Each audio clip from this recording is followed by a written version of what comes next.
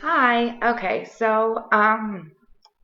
One of those on your heart things that you have to talk about.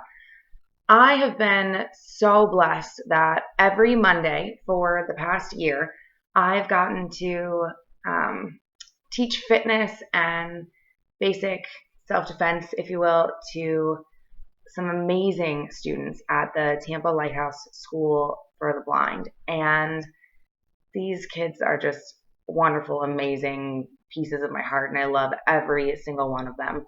And I worked for Title Boxing Club not too long ago, and with them, I was able to work with the Tampa General rehabilitation kids, teaching them how to box and that kind of stuff. And these are kids in wheelchairs who have entire numbness in certain arms. There's certain parts of their arms or legs, and these kids came to life.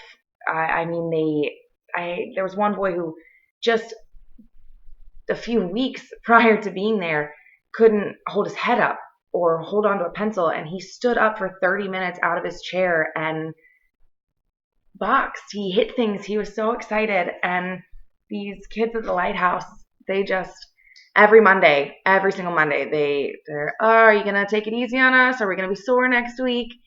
But they get excited. And in the year that I've been with them, I mean, they've come so far. Some of them had never been taught a push up, a jumping jack, how to do a sit up or a crunch, or how to stretch, anything about their bodies.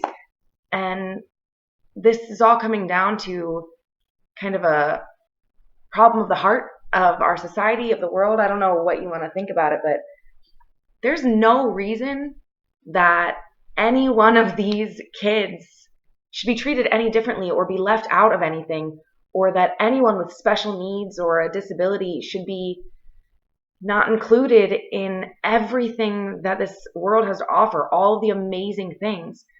I talk to these kids at the lighthouse, and they mostly ask me about ways to deal with bullying because they're picked on, and you can laugh, haha, funny when they say things because they're really funny kids. They're hilarious. They have strength that I will never understand. And but yesterday, for example, one of them, we were talking about bullying and being at a party, for example. Like, let's say you're at a party with a bunch of your friends and people start fighting. What's the best thing that you can do? And he kind of laughed and he goes, "Oh, blind boy's going to be on the floor." And they all kind of chuckled, but it hit me that he believes that. These kids are singled out and picked on. With getting to substitute at schools, I've gotten the amazing opportunity to work with children with special needs and ASD children and of all different levels. And they're so isolated in so many ways because people are afraid. Oh, don't want to touch the strange kid. What is wrong with you? They're children, they're people, they're amazing creatures. God does not make an oops. These people are made with a purpose, a perfect, perfect purpose. And we are holding them back from that, and that's not fair. So I just ask that you take a second to rethink the way that you look at someone who has something going on that might be different. There's just so much that each and every one of us has to offer when we bring it all together and work with it together. And I don't know, I just make the decision before you decide to make the judgment to rethink things, I guess. If you see that mom in the restaurant with the screaming kid and the kid looks perfectly fine, you think the kid's just spoiled rotten. Maybe not. Kid could have heightened sensory defect or could be a level of autistic that you wouldn't know unless you got to know these people. Maybe instead of yelling or getting frustrated at the lady in the Starbucks line with the screaming kid, buy her coffee. Maybe she needs someone to reach out to her too. I'm just asking that you remember that it's not just people like you that are worth your time.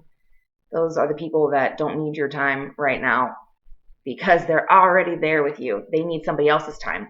You need to reach out to people who are different in any aspect. Somebody who is not a Christian and you are, somebody who is not an art lover and you are, reach out to someone different. That includes somebody who maybe can't walk and you can, or someone who can't speak full sentences and you can. Spend time with them. You will start to understand them. You will stop being afraid of people who might be different. Because if you start to look at these children or these people as different, you're going to start to realize that we are all so, so, so similar, so alike. They have spiritual needs and emotional needs and physical needs and regular everyday people needs because they are regular everyday people.